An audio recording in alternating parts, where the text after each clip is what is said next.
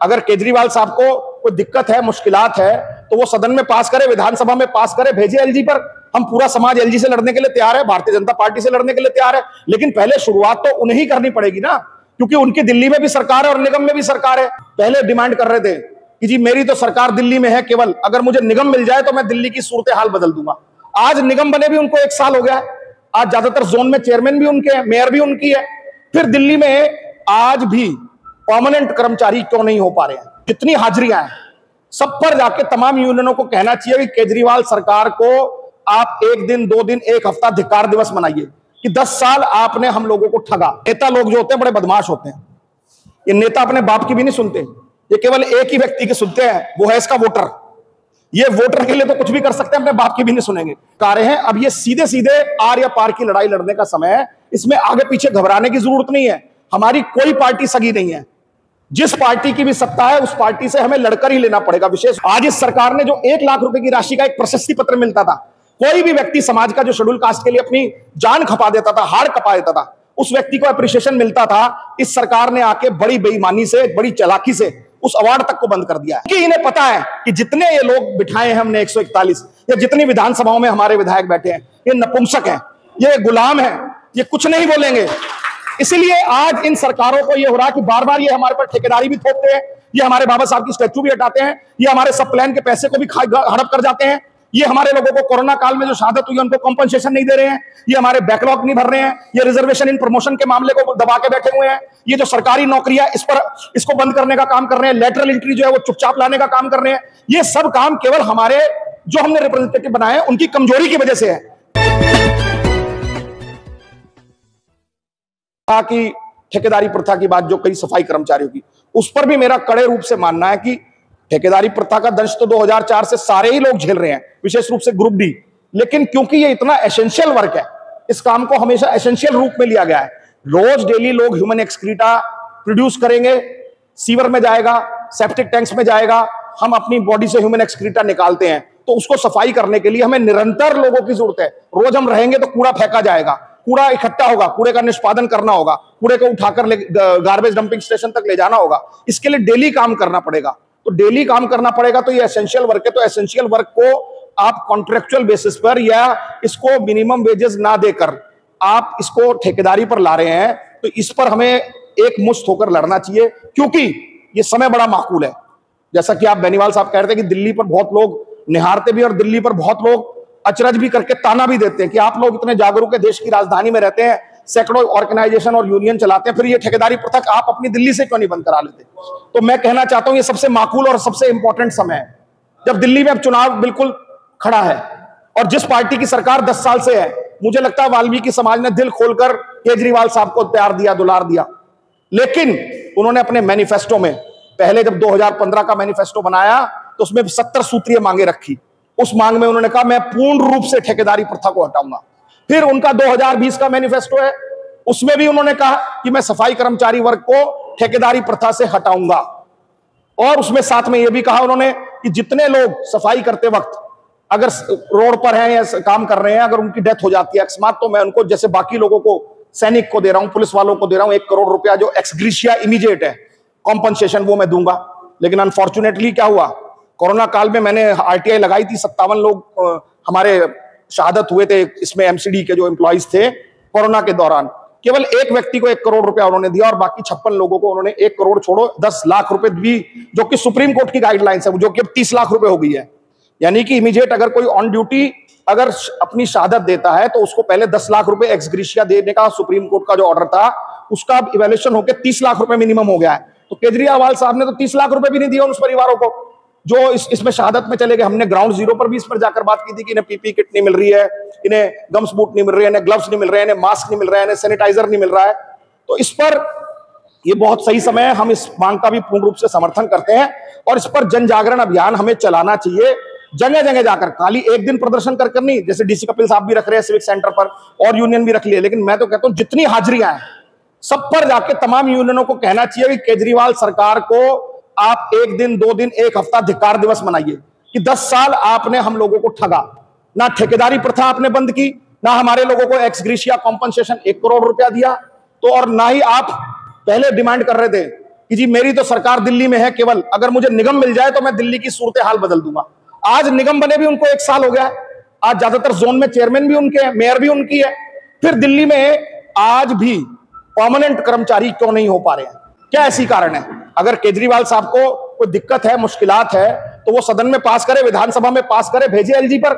हम पूरा समाज एलजी से लड़ने के लिए तैयार है, भारतीय जनता पार्टी से लड़ने के लिए तैयार है, लेकिन पहले शुरुआत तो उन्हें ही करनी पड़ेगी ना, क्योंकि उनकी दिल्ली में भी सरकार है और निगम में भी सरकार है। तो इस पर भी आप लोग जो सरकारें हैं, अब ये सीधे सीधे आर या पार की लड़ाई लड़ने का समय है। इसमें आगे पीछे घबराने की जरूरत नहीं है।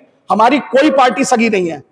जिस पार्टी की भी सत्ता है उस पार्टी से हमें लड़कर ही लेना पड़ेगा। विशेष रूप से जो वंचित समाज है, दलित समाज है, जो अगर हम यात्रा, कोई और दूसरा व्यक्ति उस 1 किलोमीटर की यात्रा को अगर 100 कदमों में पूरी करता है, तो वो यात्रा हमें 1 किलोमीटर की हमारे लिए 200 कदम हो जाती है। हमारे लिए बड़ी मुश्किलात रहती है उसमें करने के लिए, तो हमें इसके लिए खड़े रहना पड़ेगा। मैं इस मांग का भी पूर्ण रूप से समर्थन करता हूं। समान काम समान वेतन, इसी मिनिमम वेजेस और कॉन्ट्रेक्चुअल बेसिस में ही आ गया। और तीसरा, जो क्वालिटी एजुकेशन की आपने बात की कि सफाई कर्मचारियों के बच्चे को क्वालिटी एजुकेशन, या राज्य वित्त विकास निगम हो या सेंट्रल वित्त विकास निगम हो, तो मैं खुद भी, आपको पता ही है, मैं भी चेयरमैन रहा हूं दिल्ली में SC ST OBC minority financial corporation का भी। और जिस वक्त हम थे तो हमने RTI के माध्यम से भी आप देख सकते हैं, हमने इसको उनके एजुकेशन के लिए दिल्ली में 7 लाख और अब्रॉड जाने के लिए 14 लाख रुपए तक कर दिया था। लेकिन जब से इस केजरीवाल की सरकार आई, और हम राजेंद्र पाल गौतम के यहां भी गए थे, हम ये राजकुमार आनंद के पास भी गए थे, हम राखी बिड़लान के पास भी गए थे, हम संदीप जी के पास भी गए थे। हमने कहा भैया ये लोन जो है, जो विशेष रूप से सफाई कर्मचारियों के बच्चों को या शेड्यूल कास्ट को मिलना था, आप लोगों ने इस एजुकेशन लोन को क्यों बंद कर दिया? अभी RTI में रिवील हुआ, मैंने RTI लिया है। आप देखिए कि हमारे समय में लगभग 1200 से 1600 बच्चों तक ये लोन लेना चालू हो गया था। एजुकेशन लोन की मैं बात कर रहा हूं आपको, जिसमें बच्चे लॉ करने के लिए लंदन बैरिस्टर जा रहे थे, MBA कर रहे थे, चार्टर्ड अकाउंटेंट बन रहे थे, कंपनी सेक्रेटरीज बन रहे थे, JEE की एग्जाम दे रहे थे, नीट के एग्जाम दे रहे थे। आज उन बच्चों को लोन नहीं मिल रहा। और RTI ने क्या बताया है, पिछले 10 साल में केजरीवाल ने केवल 67 लोगों को लोन दिया है। दिल्ली की 2.5-3 करोड़ आबादी है, और जिसमें कि हम लोग लगभग 50 लाख हैं, और सोचिए कि हमें केवल 10 साल में इसने 67 लोगों को दिया। मैं नहीं कह रहा, RTI कह रही है। और ऐसे ही ये भाई साहब ठेकेदारी की बात कर रहे थे। आप सब लोगों को पता होना चाहिए कि इनडायरेक्टली तो आरक्षण इन सारी सरकारों ने खराब ही कर दिया, खत्म ही कर दिया है। जब आपकी सरकारी नौकरी नहीं है तो आप लड़ाई किसकी लड़ रहे हैं? मैंने ही खुद अपने RTI में डाली थी, दिल्ली सरकार DSSBC, Delhi subordinating staff selection board, DSSBC, उसमें मैंने RTI डाली कि भाई साहब, जब से केजरीवाल साहब की सरकार आई है 2013 से लेकर 2023 तक, इस 10 साल में कितनी नौकरियां निकली हैं सरकारी, सभी की, SC ST OBC सारी जनरल, टोटल नौकरियां सरकारी कितनी निकली हैं? तो आपको हैरानी होगी, केजरीवाल सरकार ने केवल 429 नौकरियों का एडवर्टाइज निकाला है। 429 10 साल में। एक जमाना था कि हम रोजगार समाचार पत्र लेते थे, हजारों नौकरियां हर हफ्ते, दूसरे हफ्ते, तीसरे हफ्ते निकलती थी। एम्प्लॉयमेंट एक्सचेंज थे, उन एम्प्लॉयमेंट एक्सचेंज में लोग कहते थे सरल भाषा में, अरे तेरी कॉल निकल गई, ला तेरी कॉल निकलवा दूं। कॉल निकलवाने का मतलब तेरा इंटरव्यू लेटर दिला दूं। भीड़ लगी होती थी वहां बच्चों की, जो 10वीं 12वीं या ग्रेजुएशन कर लेते थे रजिस्ट्रेशन कराने के लिए। आज वो रोजगार कार्यालय पता नहीं कहां पर चले गए, किसी को पता ही नहीं कि रोजगार अफसर है कौन। तो ये सब मुद्दे जो हैं, इन पर हमें इन सब सरकारों से लड़ना चाहिए, इन सब पर हमें काम करना चाहिए। आपने वित्तीय विकास निगम की बात की कि इसमें बजट इस तरीके का एलोकेट होना चाहिए जिसमें कि हम एजुकेशन और हेल्थ पर बात कर सकें। मैं कहता हूं वित्तीय विकास निगम की जरूरत नहीं, ऑलरेडी हमारा एक अलग से बजट है जिसको हम SC ST सब प्लान बात कर रहे हैं, जिसकी हकमारी सारे देश की सरकारें कर रही है। केंद्र सरकार ने तो जब से ये आई है 2014 से नरेंद्र मोदी की सरकार ने SC ST सब प्लान ही बंद कर दिया है, और बेशर्माई से RTI में कह रहे हैं कि हाँ जी हम सब प्लान नहीं कर रहे। अरे भाई साहब, जब एक सब प्लान का पैसा एलोकेशन था अकॉर्डिंग टू पॉपुलेशन, कि देश की अगर एक आबादी है, उस आबादी का जितना हिस्सा है, जैसे मान लीजिए कि देश में 100 करोड़ आबादी है, तो 100 करोड़ आबादी में SC ST की जो आबादी है लगभग मान के चलिए 22 करोड़ है, इतना ही है ना। तो हमारा 22 करोड़ का बजट जो है वो इन्हें हर साल रखना चाहिए अपने बजट के प्रावधान में, निर्मला सीतारमन को। ऐसे ही दिल्ली की सरकार को रखना चाहिए था, मनीष सिसोदिया को। उस पर भी मैंने RTI की थी, DC कपिल जी को पता है, प्रेस कॉन्फ्रेंस में भी थे हमारी, और मुकदमा भी हमने डाला हुआ है हाई कोर्ट में। और मैं और बीर सिंह जी गए थे अभी प्रशांत भूषण जी के पास कुछ दिन पहले, और हमने उनसे रिक्वेस्ट भी की है कि सर आप इस मुकदमे को सुप्रीम कोर्ट लेकर चाहिए और हमें इसमें न्याय दिलाइए, कि हम चाहते हैं पूरा शेड्यूल कास्ट समाज जो है उसको SC ST सब प्लान का पैसा जो उस पर खर्च होना चाहिए था, पिछले 10 साल में सरकार ने नहीं खर्च किया। केजरीवाल किस पर खर्च कर रहा है पैसा? बिजली की सब्सिडी देने में, पानी की सब्सिडी देने में, महिलाओं को बस फ्री चलाने के लिए। ये पैसा पूरे दिल्ली की जनता का नहीं है, ये बजट का पैसा जो हमारा एलोकेशन थी वो हमारे लिए था, जिसमें हमारे बच्चों के लिए, एक्सक्लूसिवली हमारे बच्चों के लिए अच्छे कॉलेजेस बनने थे, जो शेड्यूल कास्ट के बच्चे वहां जाए, अच्छे हॉस्टल्स बनने थे, अच्छी पॉलिटेक्निक्स बननी थी, 50 नए प्राइवेट स्कूल बनने थे, जैसे मॉडर्न स्कूल है, डीपीएस स्कूल है, संस्कृति स्कूल है। इसका प्रावधान था। दिल्ली की सरकार ने जाफरपुर में, नरेला में, बवाना में, नंदनगरी में, 50 जगह, देवली में ऐसी जगह खरीद के रखी थी कि हम यहां पर एक मॉडल प्रोजेक्ट बनाएंगे बच्चों के एजुकेशन का, शेड्यूल कास्ट के बच्चों का। और वहां पर हमारे गर्ल्स हॉस्टल्स भी होंगे, बॉय हॉस्टल भी होंगे, वहां पर पॉलिटेक्निक भी होगी, आईटीआई भी होगी, 12वीं तक स्कूल भी होंगे, और ग्रेजुएशन और पोस्ट ग्रेजुएशन के प्रोग्राम होंगे, और वो विश्व स्तरीय होंगे। लेकिन वो स्कीम पता नहीं कहां पर है। जय भीम योजना जो चल रही थी वो पता नहीं कहां पर है, आज वो बंद हो गई है। स्कॉलरशिप जो मिल रही थी बच्चों को, हमारे आकाश इंस्टीट्यूट है, दूसरे इंस्टीट्यूट में करने के लिए, पिछले 7 साल से स्कॉलरशिप बंद है। 7 साल से स्कॉलरशिप बंद है। अंबेडकर रत्न मिलता था एक अवार्ड, और मैं चाहता हूं कि मैं तो सदन में पास करता हूं कि जब भी ये खुलेगा अंबेडकर रत्न, हम सारे लोग सरकार से जाके लड़ेंगे। अब अगला अंबेडकर रत्न अवार्ड दिल्ली का वीर सिंह बहुत जी को मिलना चाहिए, जिन्होंने अपनी जिंदगी खपा दी। आज इस सरकार ने जो 1 लाख रुपए की राशि का एक प्रशस्ति पत्र मिलता था, कोई भी व्यक्ति समाज का जो शेड्यूल कास्ट के लिए अपनी जान खपा देता था, हाड़ कपा देता था, उस व्यक्ति को अप्रिसिएशन मिलता था। इस सरकार ने आके बड़ी बेईमानी से, बड़ी चालाकी से उस अवार्ड तक को बंद कर दिया है। तो इस सरकारों से लड़ने के लिए हमें एक आर पार की लड़ाई लड़नी पड़ेगी। आप जंतर मंतर पर जो 1 दिवसीय धरना दे रहे हैं, उस धरने में हम सामाजिक संगठनों का मोर्चा, जितने इसमें संगठन है वो, और जितने नहीं है वो भी, हम सब लोग इसमें आएंगे। हम अपनी तरफ से आपको आश्वासन देते हैं, अखिल भारतीय सफाई मजदूर कांग्रेस को, कि हम सामाजिक संगठनों के मोर्चे की तरफ से आपके इस कार्यक्रम में उस दिन 200-250 लोग लेकर वहां पर पहुंचेंगे। आप हमारी कोई आर्थिक रूप से भी जिम्मेवारी लगाएंगे, उस पर भी हम आपको मदद करेंगे। हम आपके साथ इस मुहिम में, इस कार्यक्रम में बिल्कुल अडिगता से, तन मन धन से खड़े हैं। आप इसको बढ़ाइए, चढ़ाइए। और जितने सामाजिक संगठनों के नेता बैठे हैं उनसे मैं कहना चाहूंगा कि अब ये चुनाव का समय है। इस वक्त इन सरकारों पर दबाव बनाइए। अपने अपने क्षेत्र के एमएलए जो भी आपके यहाँ आते हैं, जितने इनके काउंसलर आते हैं, चाहे कांग्रेस के हों, चाहे बीजेपी के हों, चाहे आपके हों, सबसे आप बात करिए। इनके कैंडिडेट जो पोस्टर लगाते घूम रहे हैं, आपका नेता नहीं बेटा लिख रहे हैं ना जगह जगह, नेता नहीं बेटा, हाथ जोड़ जोड़ के पोस्टर लगा रहे हैं, हमसे जुड़ने के लिए नंबर लीजिए।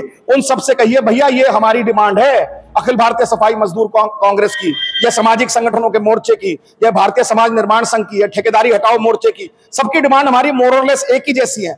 इन सब पर कब काम करोगे आप? हमें, आपने जिसकी सरकार है उसने क्यों नहीं किया? जो सरकार में आना चाहता है वो कैसे करेगा? इस पर हमारे आश्वासन दे, हमें एफिडेविट दे, हमारे लोगों से मिले और बात करें, उनकी वीडियो रिकॉर्ड करो, और फिर हम सब लोग इनको एक्सपोज करेंगे, क्योंकि इससे माकूल समय कोई हो नहीं सकता। हम केसी त्यागी साहब के पास गए थे, वीर सिंह साहब, मैं, देवेंद्र जी, तो उनकी मुझे बड़ी अच्छी बात लगी। उन्होंने हमें कहा कि नेता लोग जो होते हैं बड़े बदमाश होते हैं। ये नेता अपने बाप की भी नहीं सुनते, ये केवल एक ही व्यक्ति की सुनते हैं, वो है इसका वोटर। ये वोटर के लिए तो कुछ भी कर सकते हैं, अपने बाप की भी नहीं सुनेंगे। तो हम सब लोग सही मायनों में वोटर कौन है दिल्ली में? दिल्ली का दलित या मुस्लिम। जिस तरफ ये चला जाता है उसी तरफ वो सरकार बन जाती है। पहले 15 साल कांग्रेस की सरकार हम बनाते रहे, गधे घोड़े कुत्ते बिल्ली 5-5 बार के एमएलए बन गए, कांग्रेस में 4-4 बार के एमएलए बन गए। आज उनका पता नहीं नामो निशान नहीं, सामाजिक कार्यक्रमों में वो दिखते हैं कि नहीं दिखते। आज भी केजरीवाल को हमने समर्थन दे दिया, दलित मुस्लिमों ने, अभी भी ये गधे घोड़े कुत्ते बिल्ली। कहां है दलित समाज के एमएलए 12? ये कहीं दिख रहे हैं आपको क्या? ये ठेकेदारी की मुहिम में दिखते हो आपको? ये कोरोना काल में डेथ हुई है उनके लोगों की बात करते हो? ये लोग आपसे कभी ये कॉन्ट्रेक्चुअल सिस्टम पे एबॉलिश करने की बात करते हो? किसी व्यक्ति ने सब प्लान का मुद्दा सदन में उठाया हो? तो आप बताइए कहां पर हमने इन्हें किस लिए चुनते हैं? कई बार हम सोचते हैं कि बाबा साहब ने पॉलिटिकली आरक्षण 10 साल का जो दिया था, मैं तो कहता हूं इसको खत्म ही कर देना चाहिए। अब कम से कम ये नहीं है कि जितने 141-42 जो संसद में बैठे हैं, आज आप सोचिए कि संसद में मूक बनकर 141 SC/ST के सांसद बैठे हैं, और ये नरेंद्र मोदी चालाकी और चोरी से बाबा साहब की मूर्ति हटा देता है। अगर इन 141 का इसे डर होता तो क्या कभी ये हटा सकता था मूर्ति? वो भी हमारे श्रद्धेय हमारे पिता बाबा साहब की। क्योंकि इन्हें पता है कि जितने ये लोग बिठाए हैं हमने 141, या जितनी विधानसभाओं में हमारे विधायक बैठे हैं, ये नपुंसक हैं, ये गुलाम हैं, ये कुछ नहीं बोलेंगे। इसीलिए आज इन सरकारों को ये हो रहा कि बार बार ये हमारे पर ठेकेदारी भी थोपते हैं, ये हमारे बाबा साहब की स्टैचू भी हटाते हैं, ये हमारे सब प्लान के पैसे को भी हड़प कर जाते हैं, ये हमारे लोगों को कोरोना काल में जो शहादत हुई उनको कॉम्पनसेशन नहीं दे रहे हैं, ये हमारे बैकलॉग नहीं भर रहे हैं, ये रिजर्वेशन इन प्रमोशन के मामले को दबा के बैठे हुए हैं, ये जो सरकारी नौकरियां इसको बंद करने का काम कर रहे हैं, लेटरल एंट्री जो है वो चुपचाप लाने का काम कर रहे हैं। ये सब काम केवल हमारे जो हमने रिप्रेजेंटेटिव बनाए उनकी कमजोरी की वजह से है। टेक्निकली तो ये हम सब विसल ब्लोअर्स की सामाजिक संगठनों की जरूरत नहीं होनी चाहिए। जब हम अपना नुमाइंदा वोट देकर एमएलए या एमपी भेज देते हैं तो ये लड़ाई उसकी होती है कि उसे लड़नी चाहिए अपनी पार्टी में, सरकार में, कि ये मेरे समाज की लड़ाई है, आप कैसे इसमें हकमारी कर सकते हैं। लेकिन अनफॉर्चुनेटली, दुर्भाग्यवश, ये सब जितने कायर लोग हमने बनाए हैं अब तक ये कहीं ना कहीं हमारी कोई आवाज नहीं उठाते। मैं अभी वीर सिंह जी ने मुझे बुक दी है, मैं यही बैठे बैठे पढ़ रहा था आदित्य भाषा सिंह की।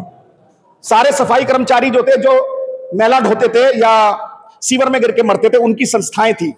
और डी राजा, जो कॉमरेड डी राजा हैं, लेफ्टिस्ट नेता, वो मीरा कुमार जब हमारी लोकसभा की स्पीकर थी उनके पास लेकर गए और उन्होंने उनको कहा कि आप तो इसी समाज से आते हैं, इसी वर्ग से आती हैं, आपने भी संघर्ष किया है। ये लोग आज भी लेटरिन में गिरकर मर रहे हैं, आज भी सर पर टट्टियां उठा रहे हैं, इनके लोग मर जाते हैं मीथेन गैस से, आप इनके लिए क्या कर रही हैं? तो इसी किताब में कोटेड है वो, अभी अभी मैंने पढ़ा। मीरा कुमार कहती है भाई मैं इसमें क्या कर सकती हूँ, हम लोगों की तो चलती नहीं है। अरे आप लोग डूब के मर जाइए, जब आप लोग अध्यक्ष लोकसभा बनकर, मुख्यमंत्री बनकर, मंत्री बनकर अगर आप लोगों की नहीं चल रही है तो आप लोग किस मुंह से वहां पर बैठकर समाज की नेतृत्व कर रहे हैं और किस मुंह से आप आरक्षण का लाभ उठा रहे हैं और किस तरीके से आप हमारे समाज की आवाज उठाएंगे। इसीलिए आप लोगों को अब कमर कस लेनी चाहिए, अभी नहीं तो कभी नहीं। This is the peak time, this is the high time.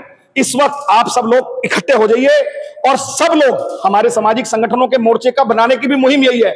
हम किसी पॉलिटिकल पार्टी के टट्टू नहीं है, ना हम किसी लीडरशिप कर रहे हैं। हमने अपना कार्यक्रम किया, हमने किसी पॉलिटिकल पार्टी के लीडर को नहीं बुलाया, हमने अपने ही समाज के लोगों को वहां पर बैठाकर लीडर बनाया। हमारा कहना यह है, वीर सिंह जी भी बार बार यही कहते हैं कि हमें इस समाज में लीडरशिप पैदा करनी है, हमें समाज के लोगों को लीडर बनाना है। एक नहीं, दो नहीं, 100 नहीं, 200, 500, 1000 लीडर बनाने हैं। उसीलिए उस दिन वहां पर आपने देखा होगा किसी पॉलिटिकल पार्टी के लीडर्स को हमने इनवाइट नहीं किया। अभी भी हम जो 24 नवंबर को तालकटोरा स्टेडियम में कर रहे हैं वो भी आप सब लोगों की सहमति से करेंगे कि किसको बुलाया जाए, किसको ना बुलाया जाए। लेकिन हमारा मकसद यह है कि सभी संगठन जो है वो एक प्लेटफॉर्म पर आ जाए, एक झंडे के नीचे आ जाए और इकट्ठे मिलकर एक ऐसा काम करें, एक ऐसा दबाव बनाएं, एक विसल ब्लोअर के रूप में काम करें कि इस देश की और जितने राज्यों की सरकारें हैं इनको हम अपने हक ना मारने दें।